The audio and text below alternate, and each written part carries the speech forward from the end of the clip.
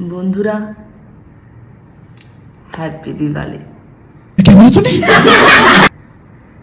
Happy Holi. বন্ধুরা, তোমরা কিন্তু গাড়ি খায়া রোড চালাইবা না, তাহলে কিন্তু তোমরা দিওয়ালি তোমরা ধুমধাম করে মানাইতে পারতা না।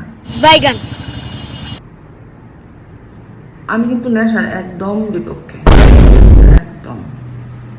নেশা করলে তোমরা কিন্তু তোমরা জন্মদিন সুন্দর করে একদম মানাইতে পারত।